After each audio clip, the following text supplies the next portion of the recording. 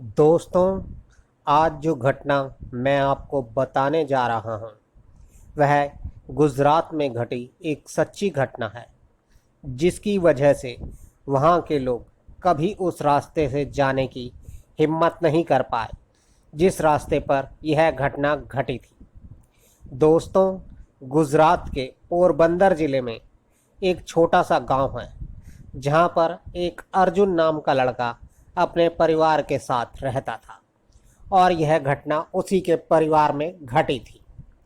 पर दोस्तों, उससे पहले अगर आपने अभी तक हमारे channel horror stories by Ritesh को अभी तक सब्सक्राइब नहीं किया है तो हमारे चैनल को अभी सब्सक्राइब करें और साथ ही लाइक और शेयर करना ना भूलें, क्योंकि दोस्तों मैं आगे भी आपके लिए ऐसी सच्ची खौफनाक कहानियाँ लाता रहूँगा।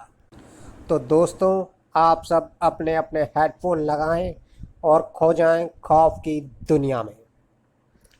दोस्तों, यह उस समय की बात है जब अर्जुन काफ़ी छोटा था।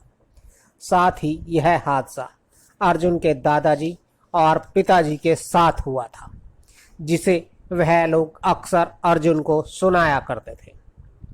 दोस्तों, अक्सर माना जाता है कि ज़्यादातर भूत प्रेत उसी इंसान को दिखाई पड़ते हैं जो दिल का कमज़ोर और थोड़ा डरपोक हो, परंतु यहाँ ऐसा कुछ भी नहीं था। अर्जुन के पिताजी और दादाजी कभी इन चीज़ों से नहीं डरते थे, क्योंकि वह इन चीज़ों को बिल्कुल भी नहीं मानते थे। पर इन चीज़ों के साथ साथ वह लोग भगवान पर भी विश्वास नहीं करते थे। लेकिन उनके साथ जो हुआ उससे उन सब के होश उड़ गए। दोस्तों, कहा जाता है कि उसी गांव में एक रास्ता है। वहाँ कई बार कई लोगों के साथ अक्सर ऐसे ऐसे हादसे हुए हैं जिसे सुनकर आज भी लोग डर जाते हैं। पर अर्जुन के पिताजी और दादाजी ने कभी लोगों की इन बातों पर ध्यान नहीं दिया और हमेशा उनकी बातों को नज़रअंदाज किया। परंतु एक दिन अचानक उनके साथ वह हुआ जिसका उन्हें अंदाज़ा भी नहीं था। वो दोनों गांव के बाजार से घर वापस आ रहे थे। काफ़ी समय भी हो चुका था और अंधेरा भी होने को था। वो दोनों बाइक पर थे। वो जानते थे कि वो समय पर घर पहुंच जाएंगे। हालांकि वह कभी भगवान पर भरोसा नहीं करते थे, पर जाने उस दिन उनके मन में कौन सी बात आ गई कि जो अर्जुन के पिताजी ने रास्ते में एक मंदिर पड़ता था जो कुल देवी का था, उन्होंने वहां पर हाथ जोड़े। हालांकि उन्हें यह भी अंदाज़ा नहीं था कि उन्होंने यह हाथ क्यों जोड़े, पर ज़्यादा न सोचते हुए वह घर की तरफ चल पड़े। बारिश का मौसम था तो थोड़ी थोड़ी बारिश भी होने लगी थी। अर्जुन के दादाजी बाइक चला रहे थे तो उन्होंने सोचा छोटे रास्ते से जाएंगे तो घर जल्दी पहुंच जाएंगे।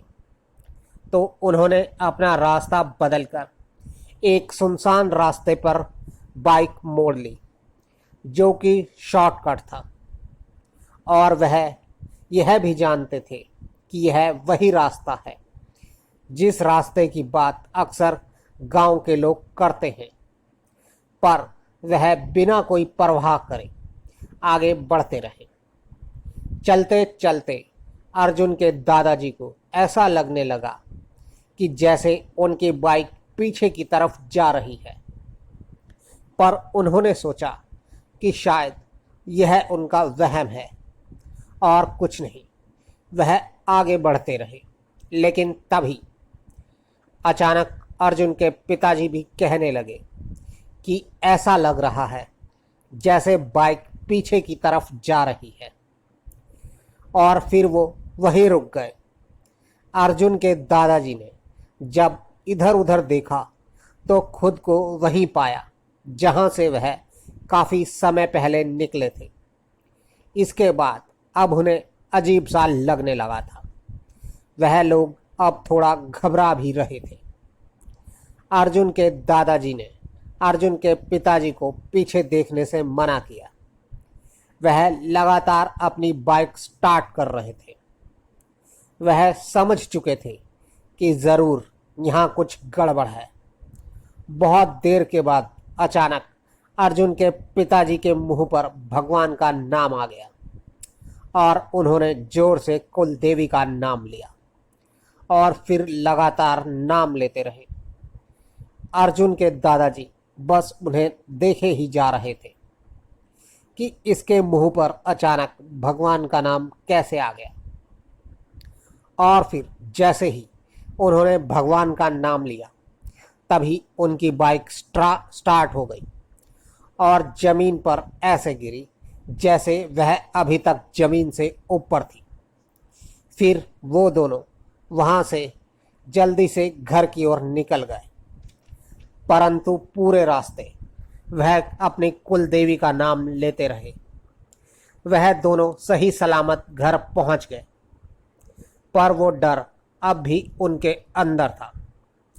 और फिर उन्होंने घर पहुंचकर घर पर सबको यह बात बताई और वह खुद को इसलिए सही सलामत पा रहे थे क्योंकि उनके मुंह पर अचानक भगवान का नाम आया था।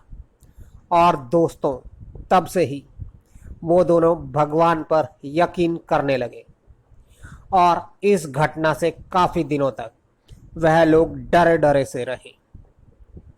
और दोस्तों, इस घटना के कुछ दिन बाद अचानक खबर आई कि उस रास्ते से एक लड़का बाइक से जा रहा था और उसके साथ हादसा हो गया।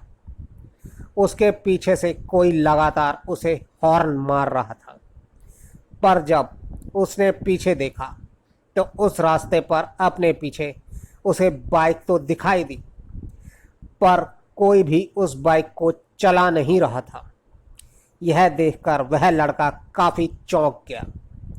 वह काफ़ी डर गया था, जिस कारण वह बाइक से वहीं गिर गया। और जब वह किसी गुजरने वाले को दिखा, वह तब तक बेहोश ही था। यह सुनकर वह दोनों और भी ज़्यादा डर गए। वह दोनों यही सोच रहे थे कि अच्छा हुआ जो हमने पीछे मुड़कर नहीं देखा। दोस्तों, इसके बाद जब उस लड़के को होश आया तो उसे 2-3 दिन हो चुके थे बेहोश हुए हुए। उसने सबको यह बात बताई थी और फिर गांव वालों ने उस रास्ते को ही हमेशा के लिए बंद कर दिया। दोस्तों, कहते हैं कि आज भी उस रास्ते से कोई भी नहीं जाता, पर रात के समय अब भी कई लोगों ने उस रास्ते पर मोटरसाइकिल को चलते देखा है, जो कि लगातार हॉर्न मारती है। दोस्तों, अब चलते हैं आज की अगली कहानी की ओर। मेरा नाम राजकुमार है और मैं हिमाचल प्रदेश के नालागढ़ के एक छोटे से गांव सालोन का रहने वाला हूं।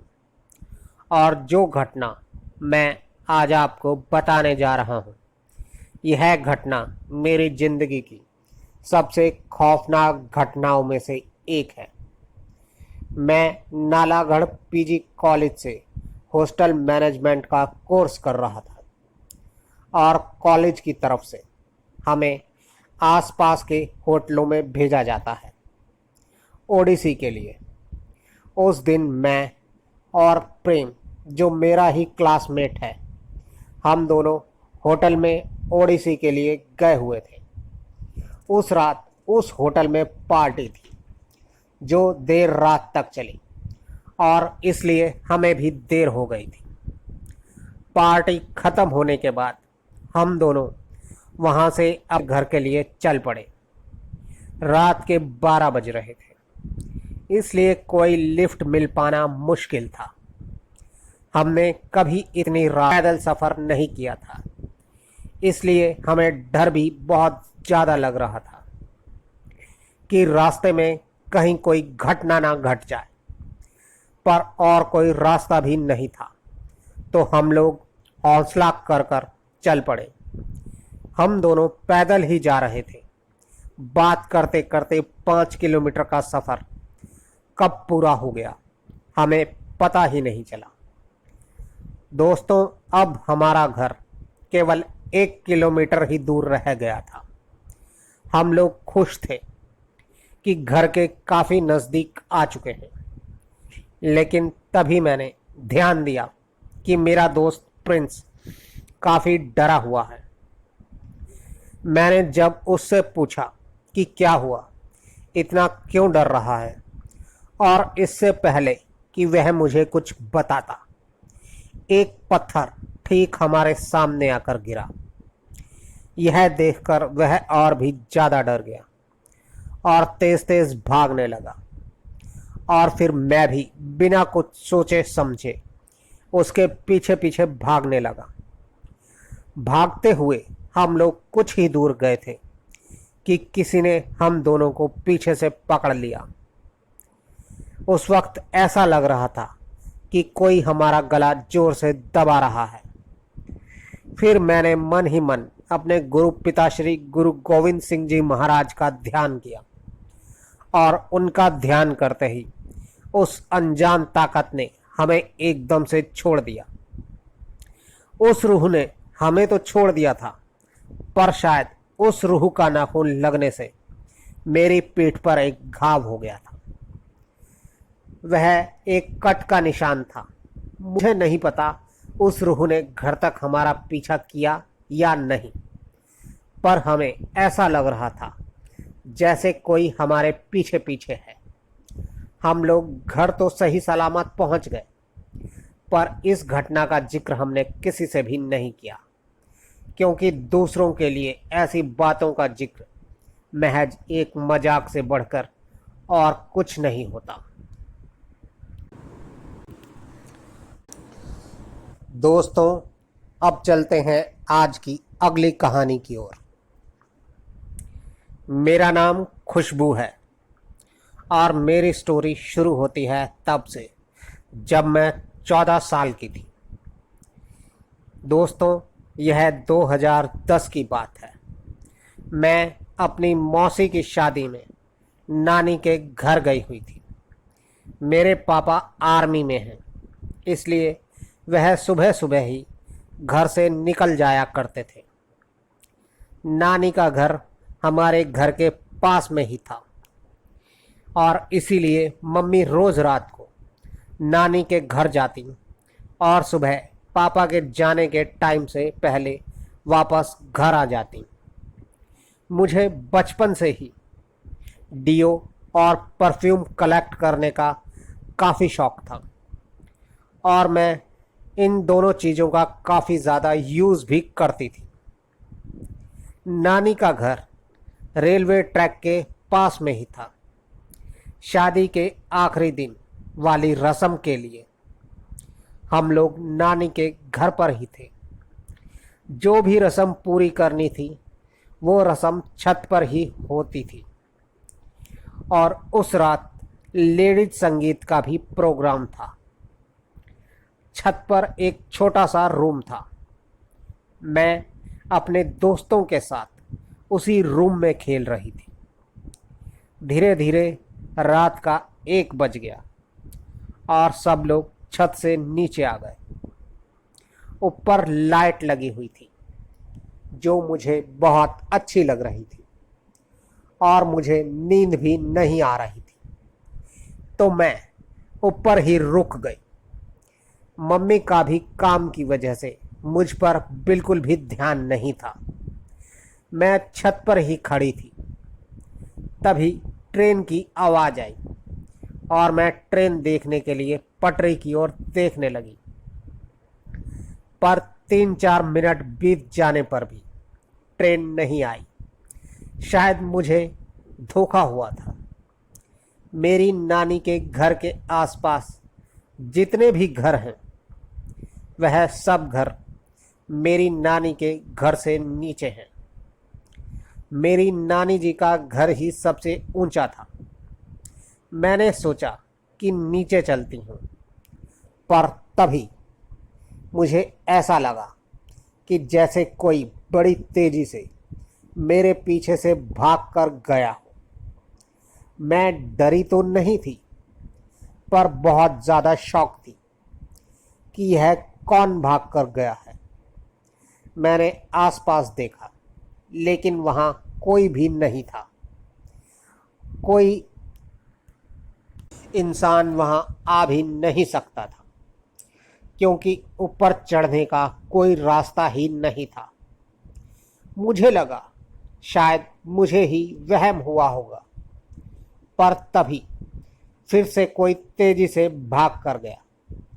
मैंने फिर से इधर उधर देखा, पर अब भी कोई नहीं था। मैं अभी भी उसको अपना वहम समझ रही थी कि तभी मेरी नज़र सामने मेरी परछाई पर पड़ी, तो मैं देखती ही रह गई। मैंने परछाई में देखा कि एक आदमी अपना हाथ मेरी तरफ बढ़ाए चलता हुआ आ रहा था, जैसे कि वह अभी मेरी गर्दन दबा देगा। और वह बिल्कुल ऐसे चल रहा था जैसे ज़ॉम्बीज़ चलते हैं। कोई इंसान तो ऐसा चल ही नहीं सकता।